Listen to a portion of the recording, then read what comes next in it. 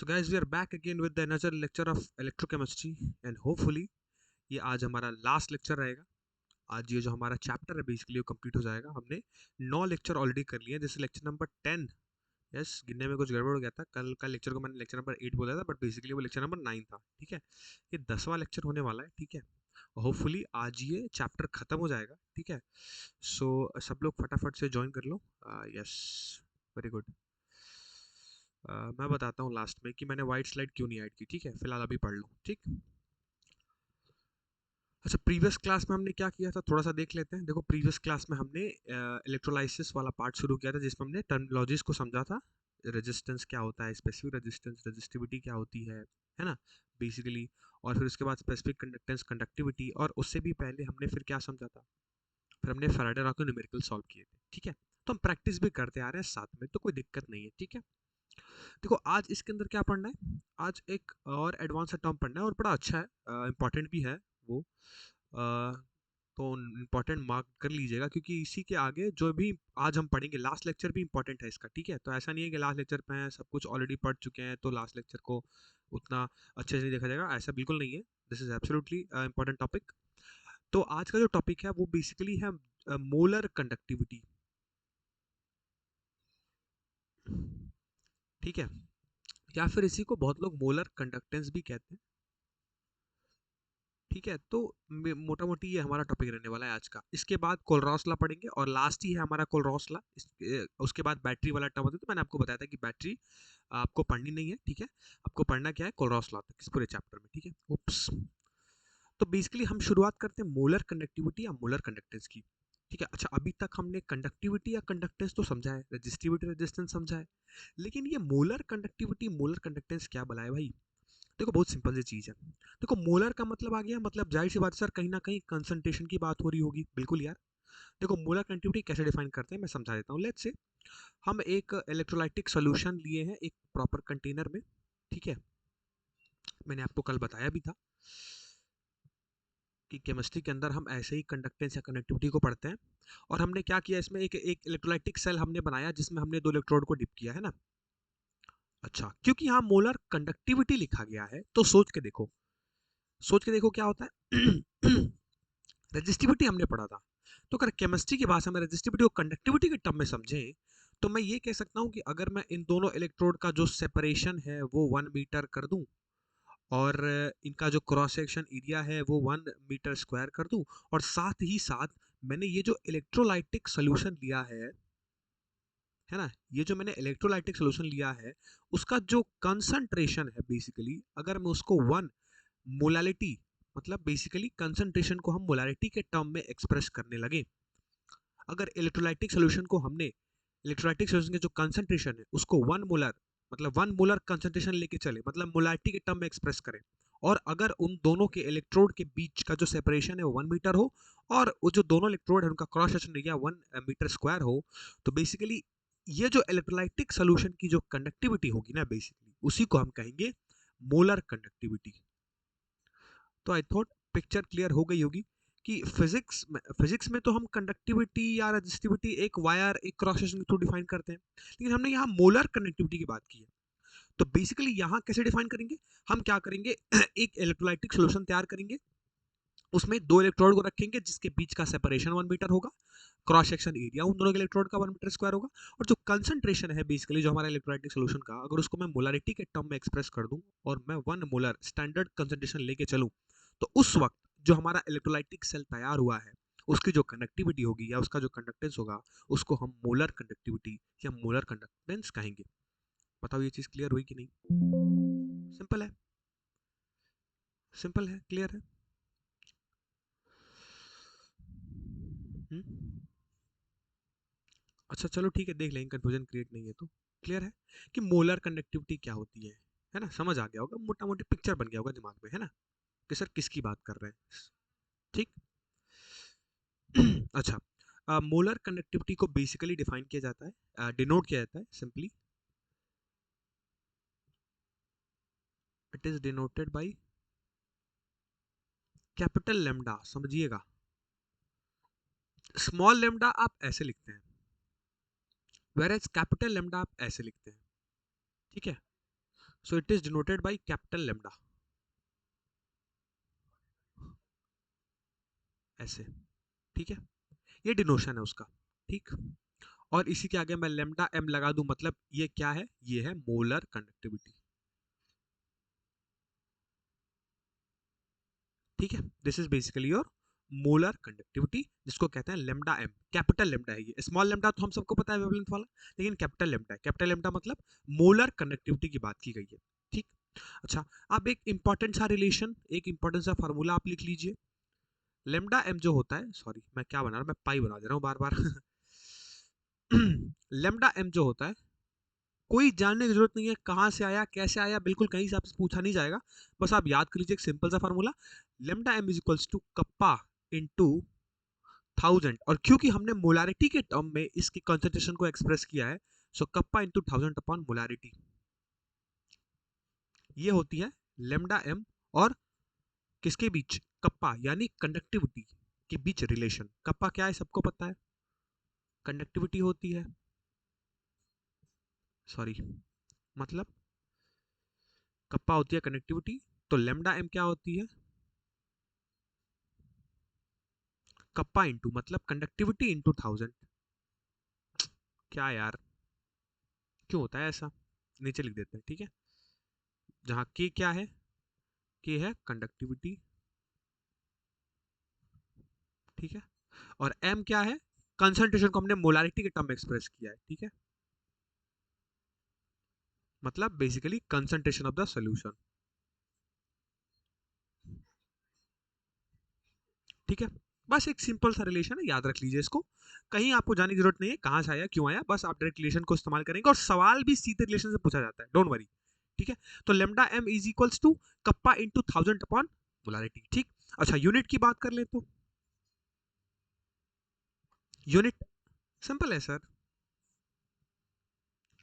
ऊपर क्या है देखो कंडक्टिविटी, अच्छा कंडक्टिविटी की यूनिट क्या होती है सर, कंडक्टिविटी की यूनिट होती है ओम इनवर्स, अब मीटर इनवर्स, और क्योंकि नीचे क्या है सोच के देखो, नीचे क्या है मोलारिटी है, तो मोलारिटी को मैं क्या लिख सकता हूं, ऐसे मोल इनवर्स लिख सकता हूं, हाँ बिल्कुल। अब देखो इसको मैं साइमन में लिख सकता हूं, तो इसकी यूनिट हो जाएगी siemens meter inverse mole inverse, ये भी आप लिख सकते हैं, सिंपल है, इसकी यूनिट आप नोट कर सकते हैं, ठीक है। ये थी हमारी मोलर कंडक्टिविटी और उसका proper relation as well as साथ में यूनिट, क्लियर है, बताओ। 100 नहीं 1000 होता है, कप्पा इंटू 1000, ठीक, क्लियर। अरे ये कहाँ से सिंबल लेके आ रहे हो भाई सब लोग तुम लोग कीबोर्ड से सिंबल ढूंढ ले रहे हो हैं जी, हाँ है।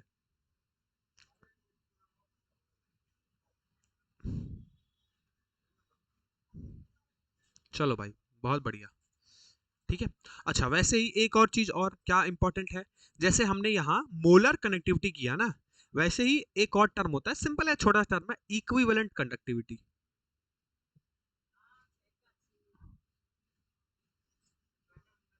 इक्विवेलेंट कंडक्टिविटी, ठीक है।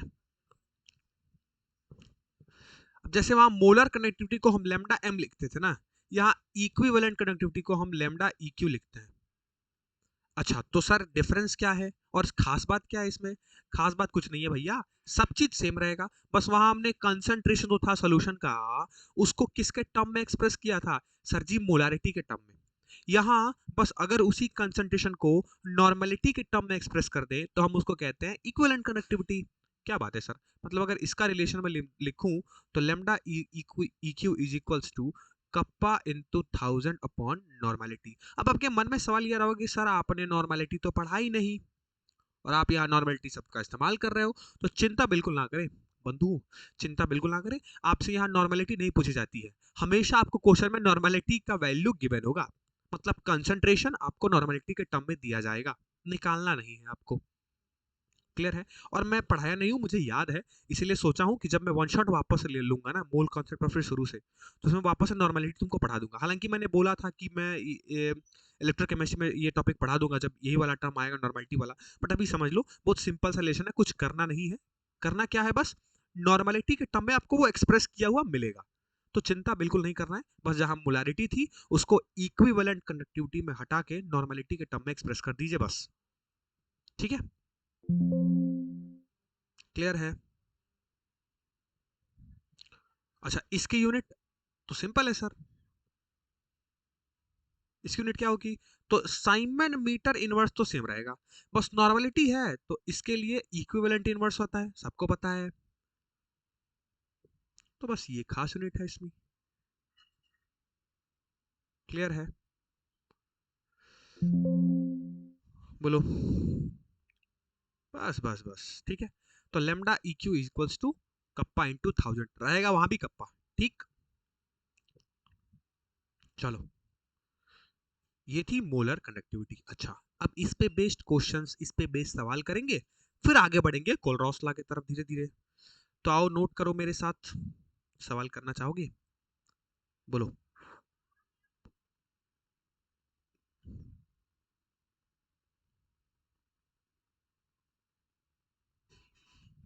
सवाल करोगे? थोड़ा बड़ा सा सवाल है तो उसको लिखूं कैसे ये समझ नहीं आ रहा है। अच्छा, एक काम करता हूँ, सबको लास्ट में करा दूंगा करा के। ठीक है, चलो तो एक काम कर लो, कॉन्सेप्ट पढ़ लो पूरा। ठीक, लास्ट में समय बचेगा तो ये वाला सवाल करा देंगे, वरना इसको डीपी में डाल देंगे। थोड़ा बड़ा सा लंबा सा सवाल है तो लिखने में समय तो जाएगा, सोच रहा हूँ पहले निपटा दूं। आओ कॉन्सेप्ट निपटा देते हैं पहले, ठीक है? तो ये था बेसिकली आपका क्या, लेमडा इक्यू और लेमडा एम। अच्छा, एक इंपॉर्टेंट चीज और यहाँ, हाँ मैं नोट कराता हूँ, मुझे याद आ गया वो चीज। देखो, रिलेशन कई बार पूछा जाता है, ये इंपॉर्टेंट है, थोड़ा डायरेक्ट रिलेशन याद रखना, this is important. Relation between lambda M, ठीक है, एक second, relation between lambda M and molarity, इसके बीच रिलेशन पूछा जाता है हमसे। ये इंपॉर्टेंट है थोड़ा सा, तो इसको याद रख लो कि लेमडा एम और उसके मोलारिटी के बीच क्या रिलेशन है। मतलब बेसिकली सिंपल सिंपल सी लैंग्वेज में पूछे तो इसको ऐसे लिख लो कि लेमडा एम और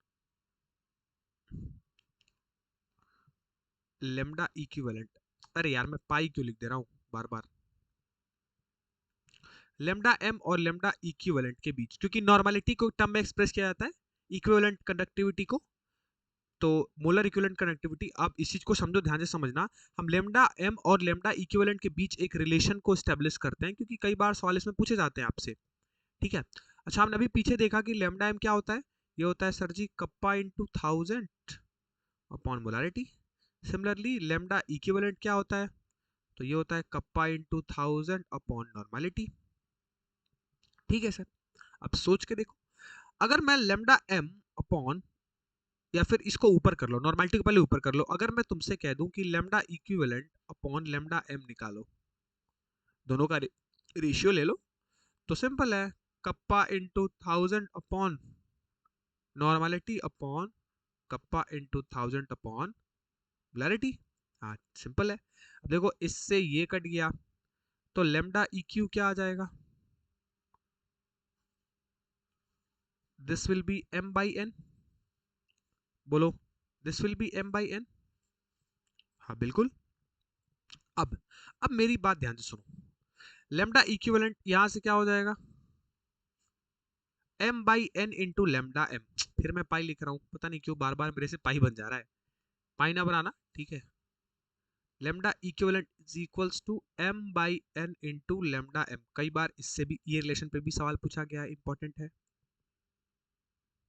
ठीक है, अच्छा, कई बार और क्या होता है कि फिलहाल तो मैंने तुमको नॉर्मलिटी पढ़ाई नहीं है, बट एक सिंपल सा रिलेशन बस याद रख लो नॉर्मलिटी का। नॉर्मलिटी होता है मोलारिटी इंटू एन फैक्टर।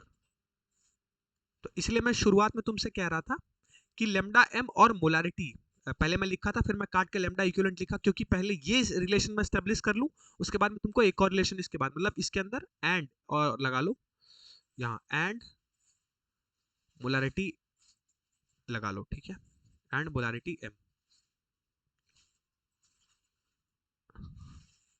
ठीक है, तो नॉर्मलिटी होता है मोलारिटी इंटू एन फैक्टर, यानी एम एन लिख लो इसको। अब देखो, अब n की जगह मैं m इंटू एन एफ लिख दूं, एक सिंपल सा रिलेशन है, बस याद रख लो, मैंने तुमको अभी पढ़ाया नहीं है इसलिए ये मैं कहूंगा नहीं कि कहां से आया, या तुमको पता होगा, मैं मान के चलता हूँ तुमको नहीं पता है, बस मैंने तुमको रिलेशन बता दिया कि जो नॉर्मेलिटी होती है वो होती है molarity into N factor.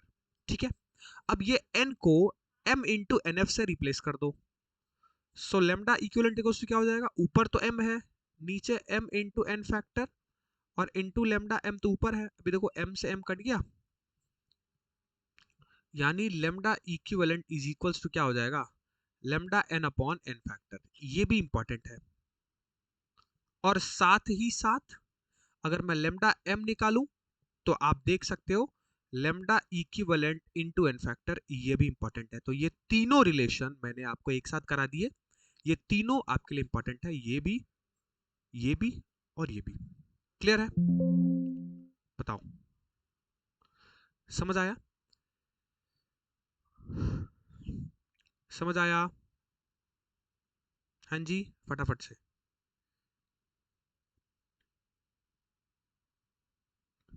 Clear? ये तीनों रिलेशन आप याद रख लीजिएगा।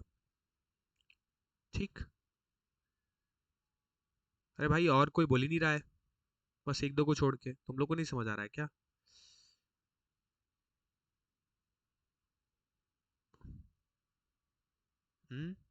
नीचे एहसान, ऊपर के चार पांच बच्चे बस बोल रहे हैं। सब बताओ यार, सबको समझ आया? चलो बहुत बढ़िया। ठीक, सिंपल।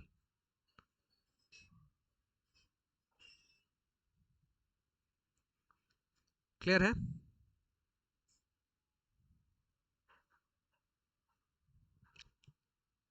चलो ठीक है। अब अब क्या देखना है, अब एक इंपॉर्टेंट चीज और, इसी के अंदर एक इंपॉर्टेंट चीज, तो नोट करने वाली चीज है, थोड़ी थ्योरेटिकल चीज है, बस इसको याद रखिएगा। क्या कई बार सवाल ना थ्योरेटिकल इससे बनाता है कि कंडक्टिविटी का वेरिएशन कैसे होगा विथ कंसंट्रेशन। मतलब अगर मैं कप्पा की बात करता हूं, जो हमने पीछे कप्पा पढ़ा है कंडक्टिविटी, उसका वेरिएशन, मतलब बेसिकली नोट कर लो ये टॉपिक क्या है, ये टॉपिक है variation of conductivity kappa and molar conductivity lambda m with, अरे यार, विथ, नीचे लिखते हैं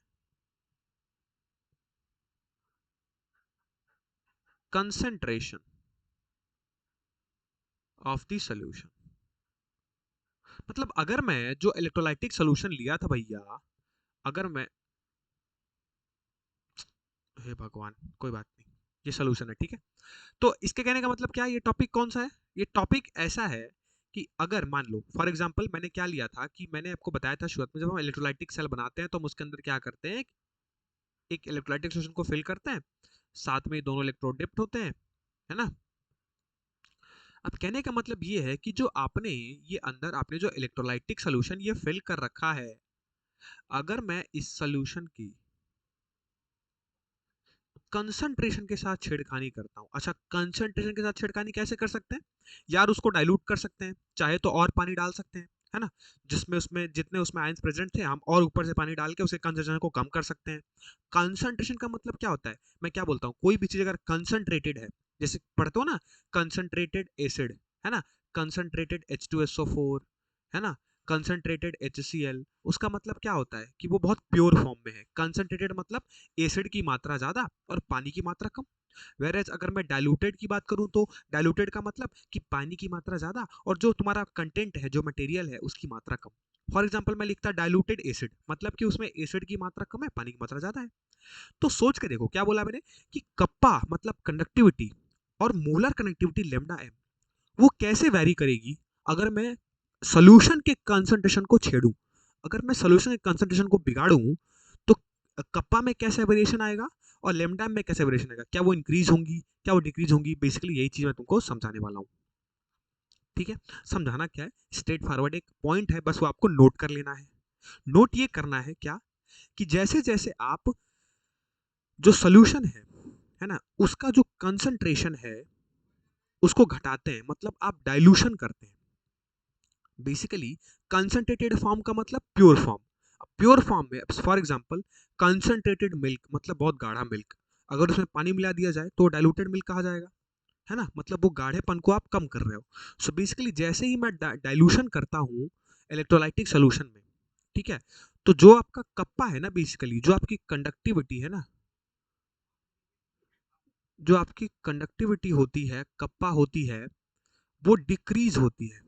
ओ, विथ इंक्रीज इन डाइल्यूशन, मतलब जितना आप पानी भरोगे, जो इलेक्ट्रोलाइटिक सोल्यूशन आप तैयार करते हो कंटेनर में, जो बीकर में, उसमें आप जितना पानी डालोगे, जितना उसको डाइल्यूट करोगे, उतना ही उसकी कनेक्टिविटी घटेगी।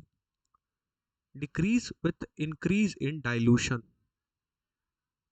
Of the electrolyte solution. मतलब आपने अगर कंसंट्रेशन को बढ़ाया, मतलब आपने डाइल्यूशन को बढ़ाया बेसिकली, है ना।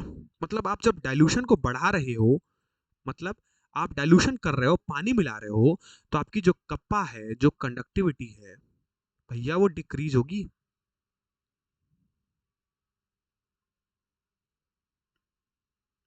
वो घटेगी। वो क्या होगी? डिक्रीज होगी, घटेगी। लेकिन अगर मैं बात करता हूं मोलर कंडक्टिविटी लेमडा एम की,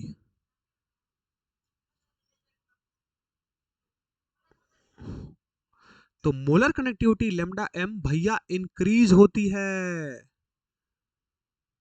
विथ इंक्रीज इन डाइल्यूशन। ओ, मतलब कहने का मतलब ये है कि कप्पा तो घटेगा, कंडक्टिविटी तो घटेगा जब आप डाइल्यूशन बढ़ाओगे, जब आप पानी को ऐड करोगे, लेकिन मोलर कंडक्टिविटी बढ़ेगा जैसे आप पानी को ऐड करोगे।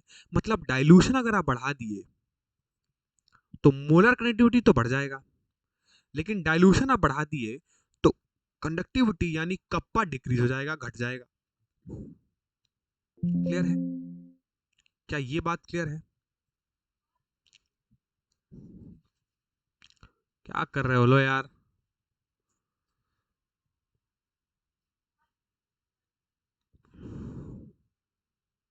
क्या कर रहे हो लो?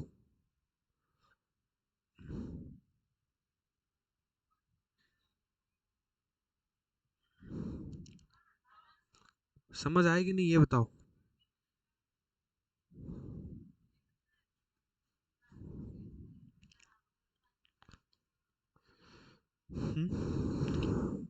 ये क्लियर है कि कप्पा की वैल्यू घटेगी।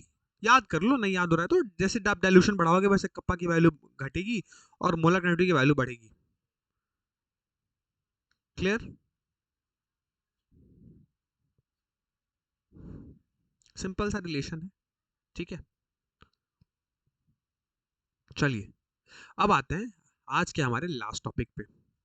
और आज का हमारा लास्ट टॉपिक क्या है? आज का हमारा लास्ट टॉपिक है कोलरॉस लॉ।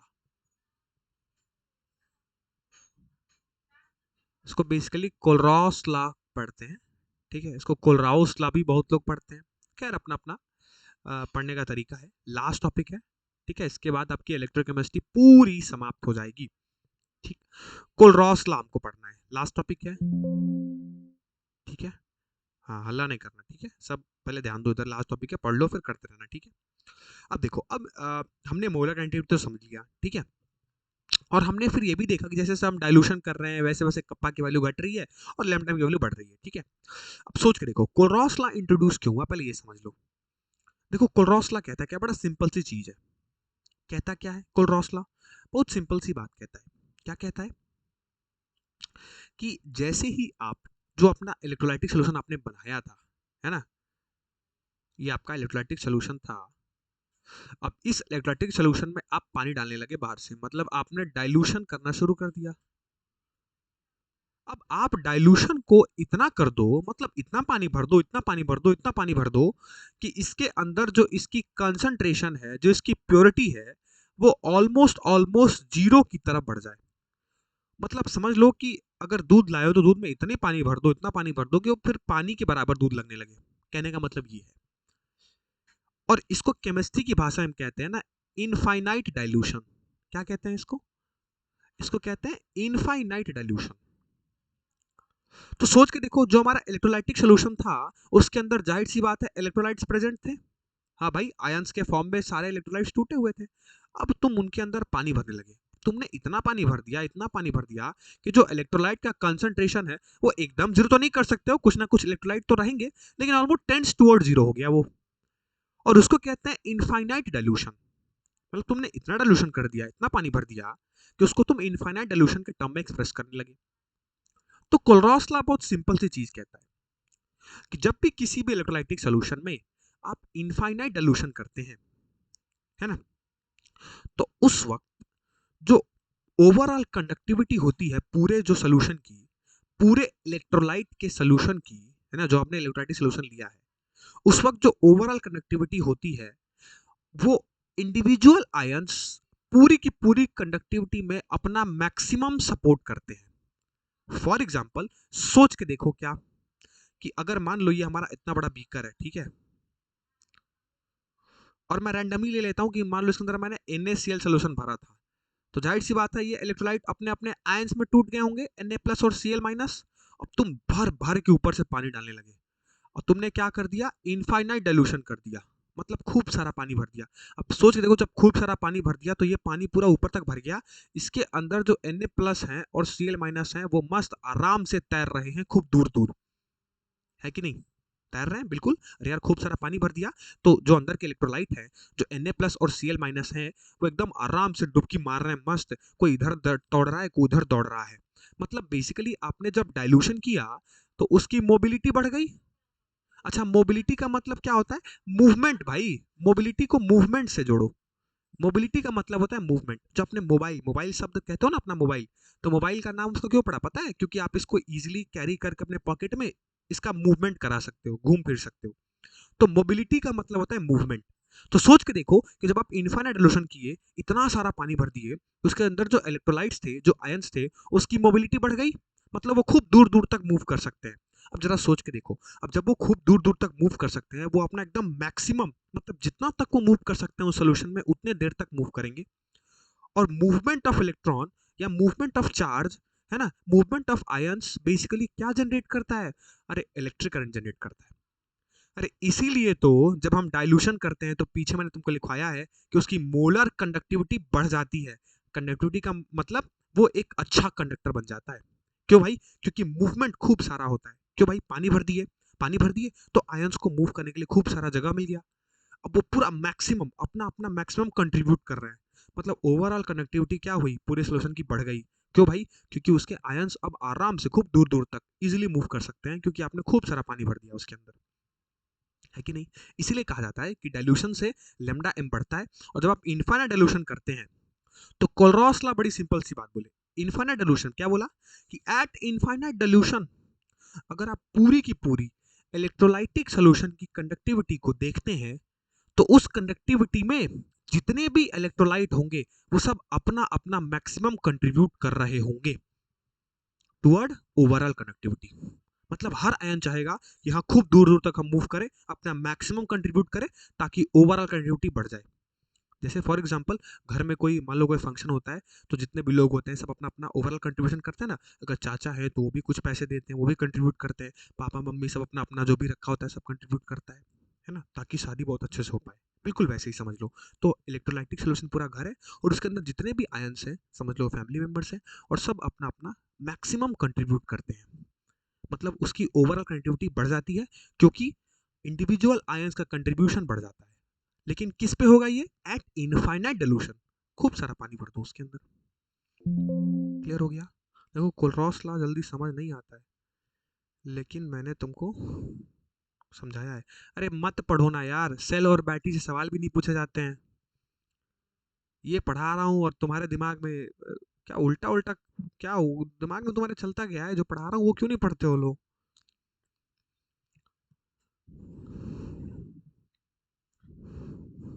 क्लियर है,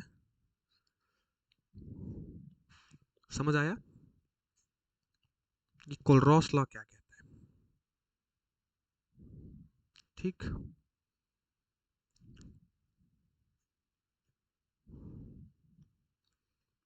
चलो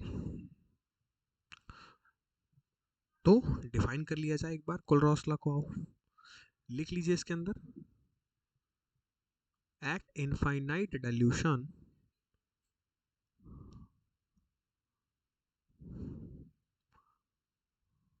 when the डिसएसोसिएशन मतलब टूटना of electrolyte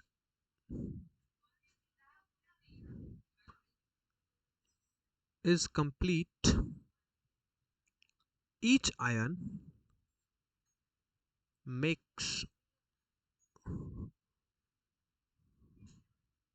a definite contribution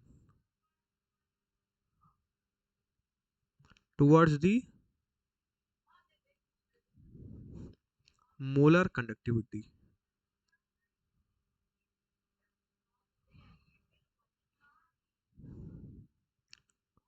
of electrolyte.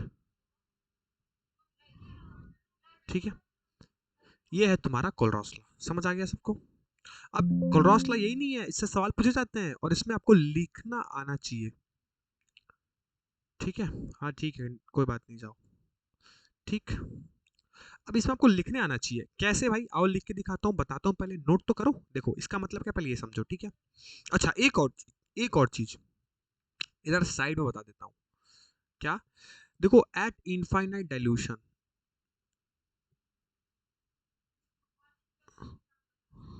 देखो इनफाइनाइट डाइल्यूशन पे जो भी मोलर कंडक्टिविटी होती है, जो हम पीछे पढ़े हैं, मोलर कंडक्टिविटी जो भी होती है, इनफाइनाइट डाइल्यूशन पे बात कर रहा हूँ। मतलब जब हम डाइल्यूशन को इनफाइनाइट करते हैं, खूब सारा पानी भरते हैं, उस केस में जो मोलर कंडक्टिविटी होती है उसको हम मोलर कंडक्टिविटी नहीं कहते हैं। तो फिर क्या कहते हैं? उसको हम लिमिटिंग मोलर कंडक्टिविटी कहते हैं। ये शब्द लग जाता है लिमिटिंग आगे, तो ये समझ लो। ठीक है,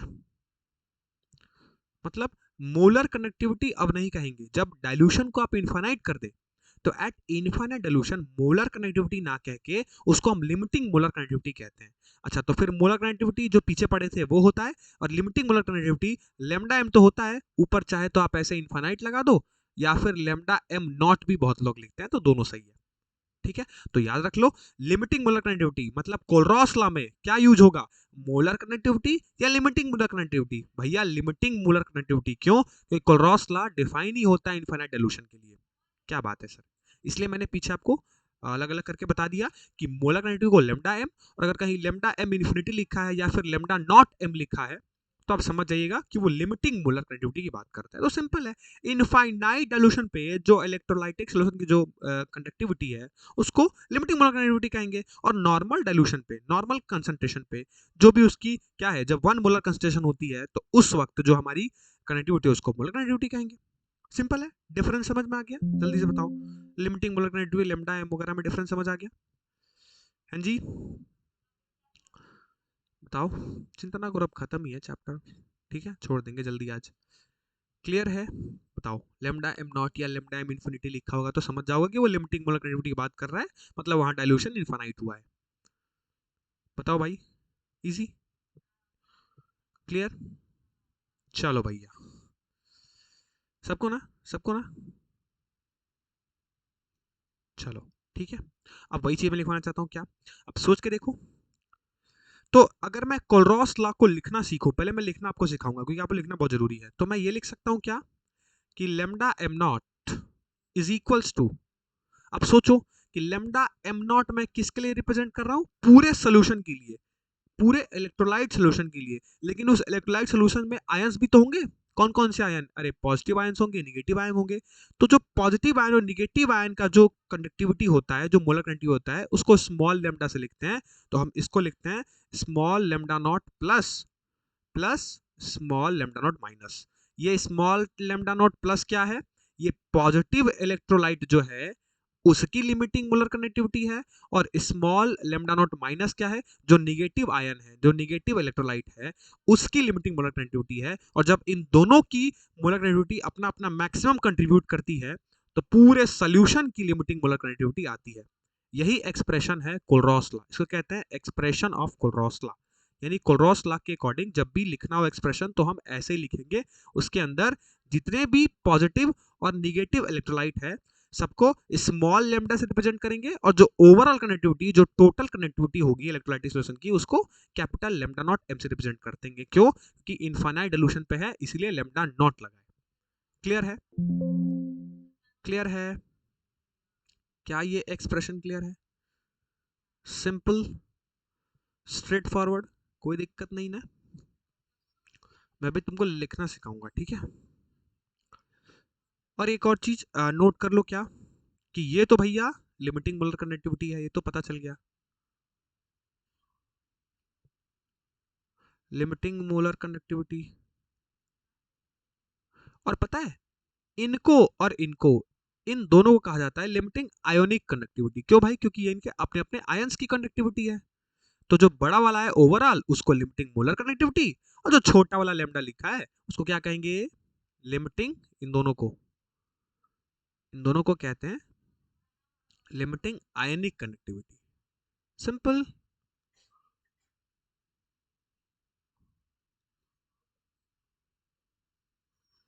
क्लियर?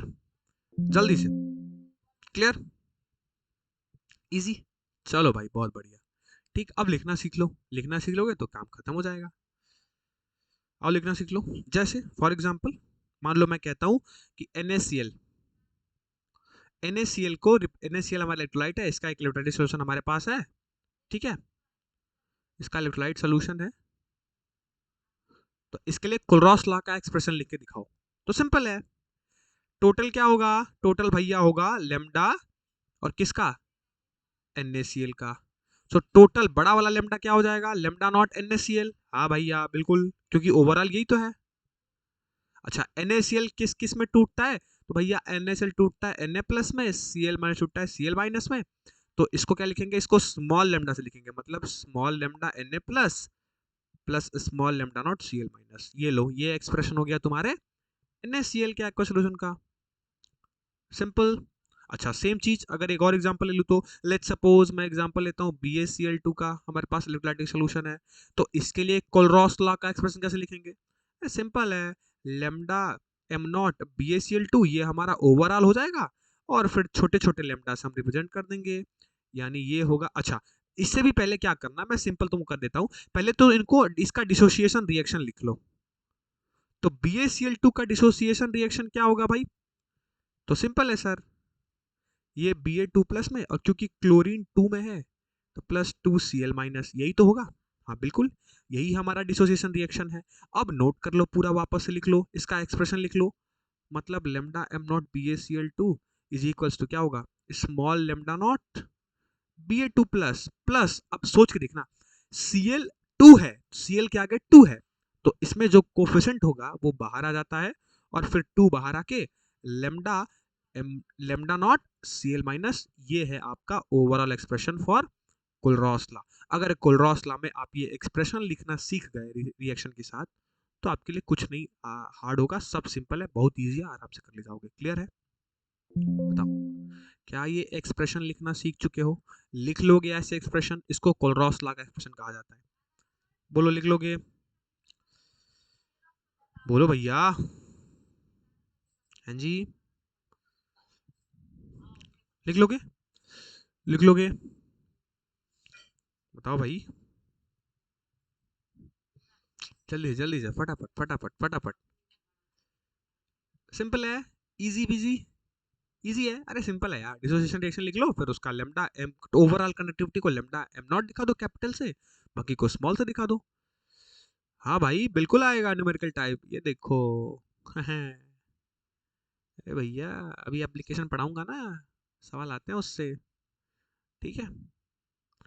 क्लियर? चलो बहुत बढ़िया। चलो भैया, अब अगर लिख लोगे तो होमवर्क ले लो कुछ। हाँ होमवर्क ले लो। किसका लिखोगे?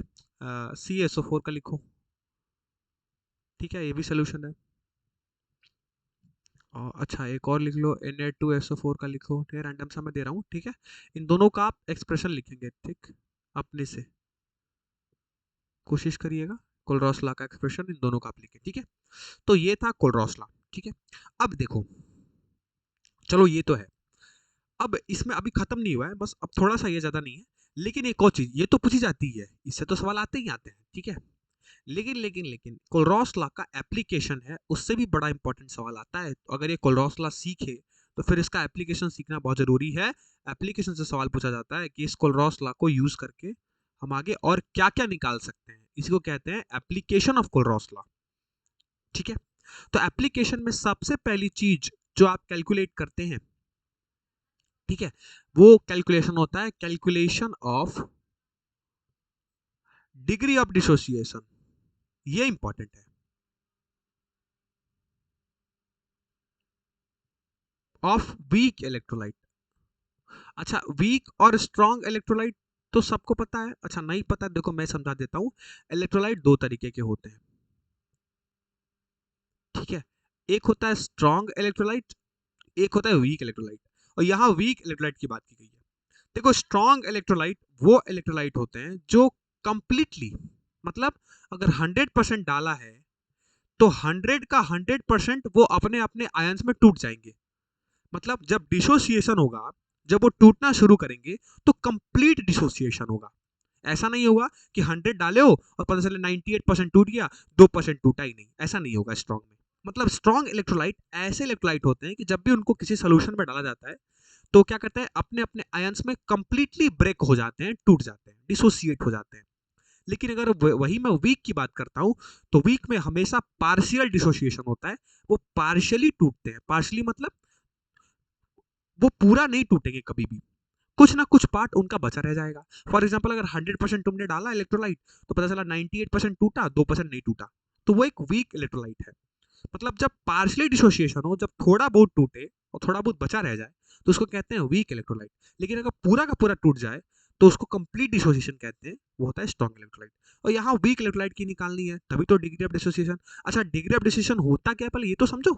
देखो, डिग्री ऑफ डिसोसिएशन का मतलब ना कि आपने कितना डाला था और कितना टूटा है। फॉर एग्जाम्पल, इसको डिनोट करते हैं अल्फा से। किससे? अल्फा से। अब फॉर एग्जाम्पल मान लो मैं कह रहा हूं, रैंडमली मैं ले रहा हूं, मान लो मेरे पास NaCl था, ठीक है, तो मैंने 10 मोलर NaCl डाला, ठीक है, लेकिन NaCl का जो डिसोसिएशन हुआ वो 5 मोलर ही हुआ। अब मैं तुमसे पूछता हूं कि मुझे जरा डिग्री ऑफ डिसोसिएशन बताओ। तो तुमने डाला कितना? तुमने डाला 10, लेकिन डिसोसिएट कितना हुआ? 5। तो जब आप 5/10 कर दोगे तो 0.5, मतलब हम क्या कहेंगे कि इसका डिग्री ऑफ डिसोसिएशन कितना है? 0.5 है। अगर मान लो कि हम डाले रहते 10, टूटा रहता 7, तो 7/10 कर दो तो हम क्या कहते हैं, इसका डिग्री ऑफ डिसोसिएशन कितना है? 70 है। और अगर मैं मल्टीप्लाई बाय 100 कर देता, तो अगर परसेंट में लिखता तो मैं कहता कि 70% डिसोसिएट हुआ है भाई। मतलब आपने डाला 10, मतलब आपने 100% डाला, लेकिन टूटा कितना? 5। या फिर टूटा कितना? 7।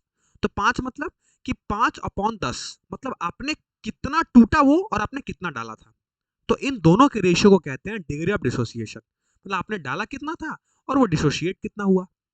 इसीलिए डिग्री ऑफ डिसोसिएशन को लिखते हैं अल्फा से। तो मैं ये आपको समझाना चाहता था बहुत लेम लैंग्वेज में, और बहुत सिंपल तरीके से मैंने आपको ये चीज समझा दी।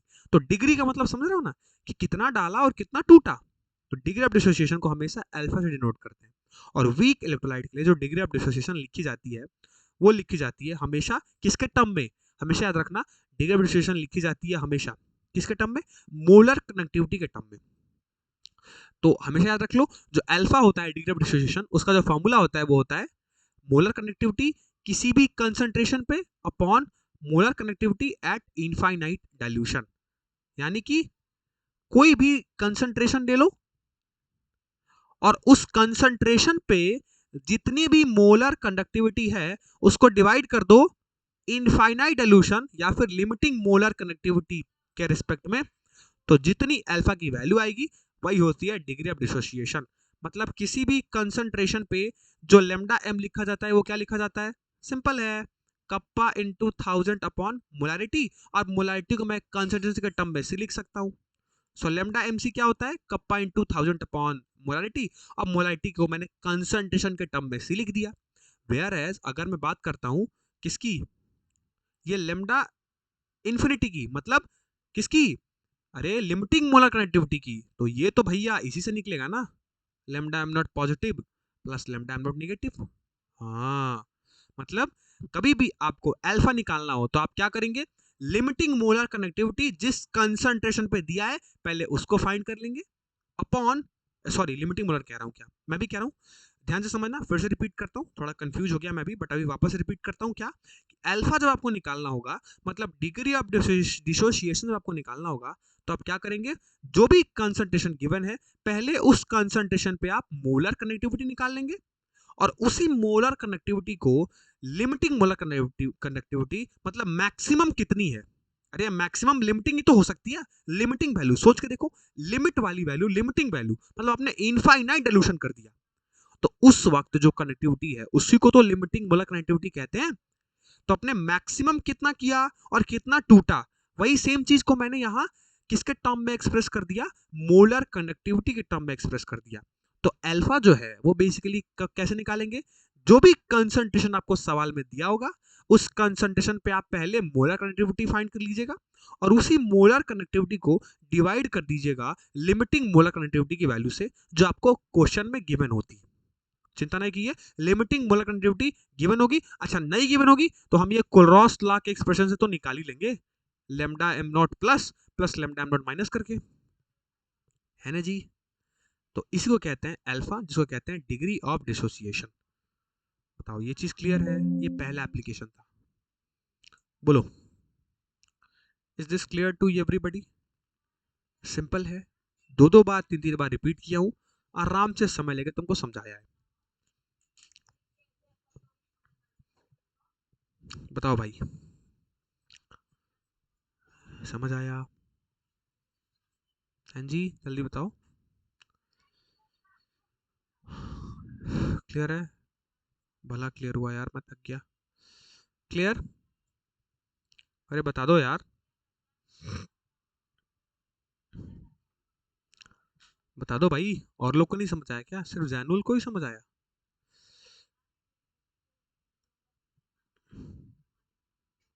हम्म,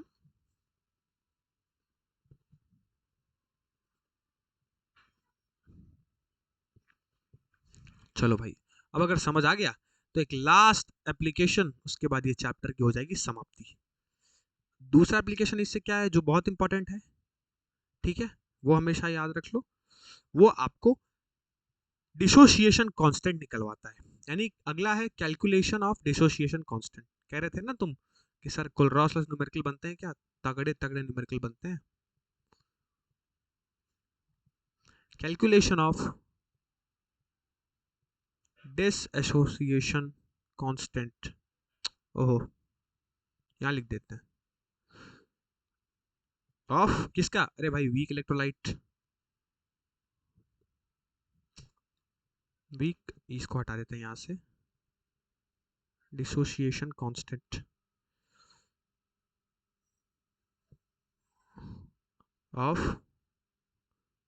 वीक इलेक्ट्रोलाइट, ठीक है, ठीक है भैया, वीक इलेक्ट्रोलाइट का हमको क्या, डिसोसिएशन कांस्टेंट, अच्छा डिसोसिएशन कांस्टेंट सिंपल है समझो, डिसोसिएशन कांस्टेंट क्या होता है, डिसोसिएशन कांस्टेंट होता है जिसको लिखते हैं के ए।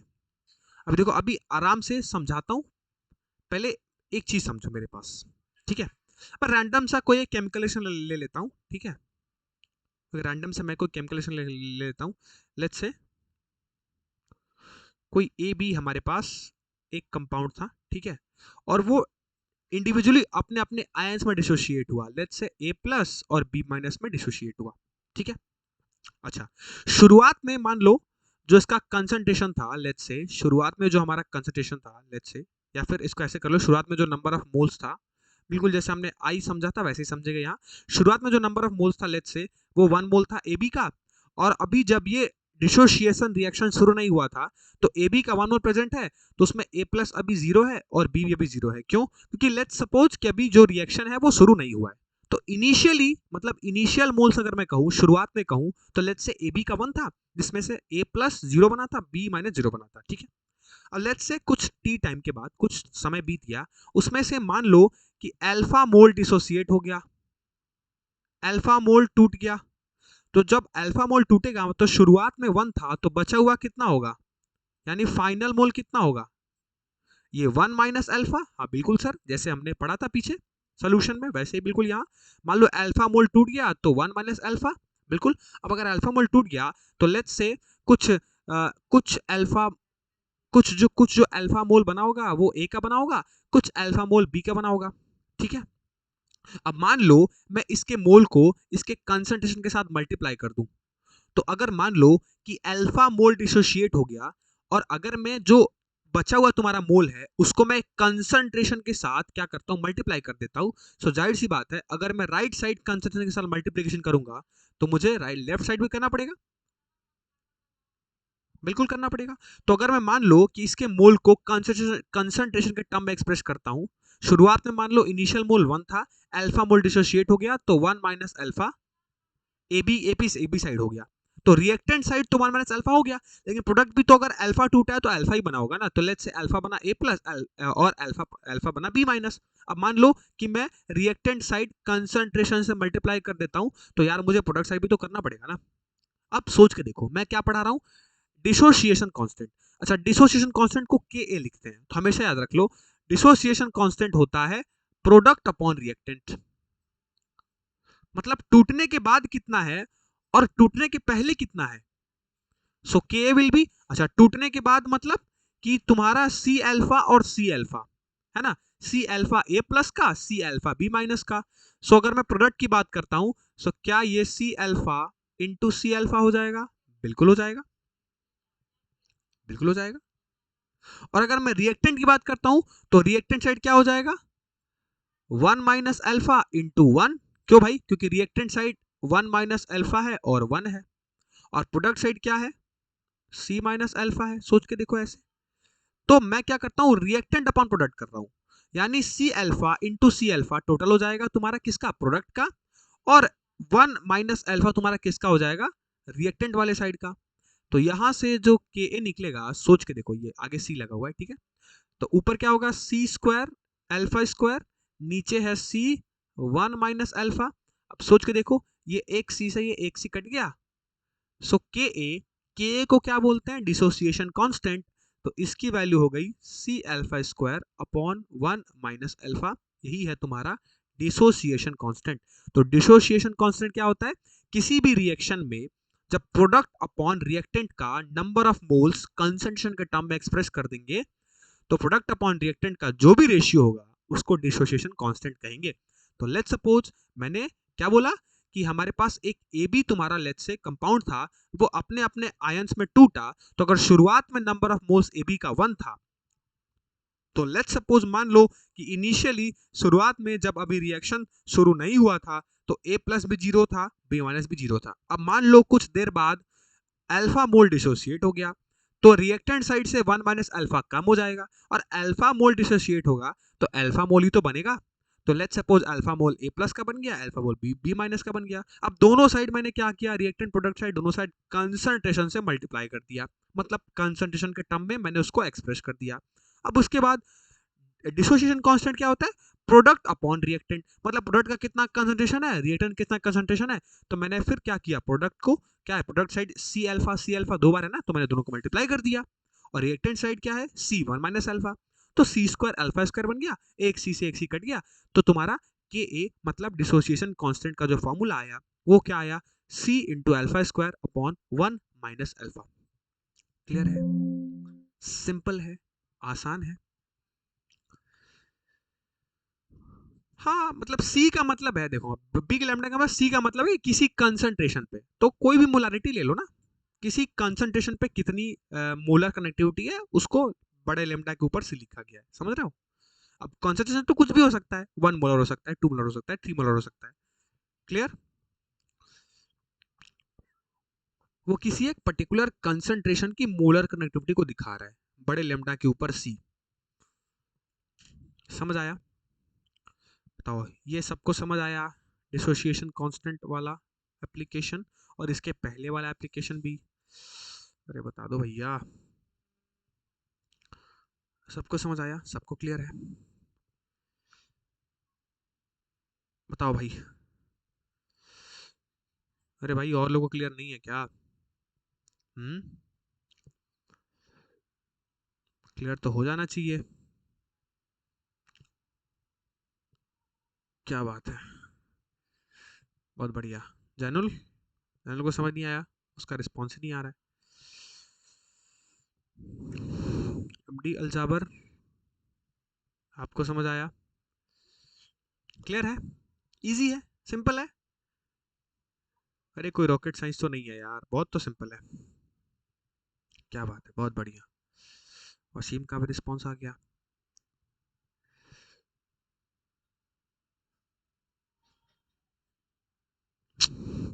अरे अल्फा मोल डिसोसिएट हुआ तो अल्फा मोल ही ए का बनेगा ना, अल्फा मोल बी का बनेगा।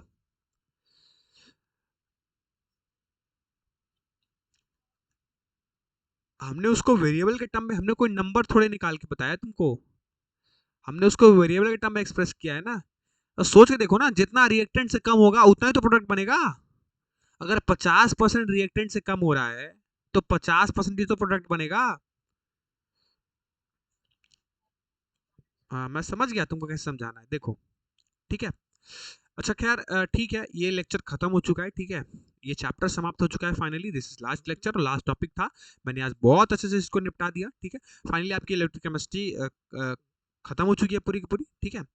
अब हम नेक्स्ट चैप्टर शुरू करेंगे और नेक्स्ट चैप्टर क्या होगा जल्दी मैं आपको बताऊंगा। टिल देन मिलेंगे आपसे नेक्स्ट लेक्चर में।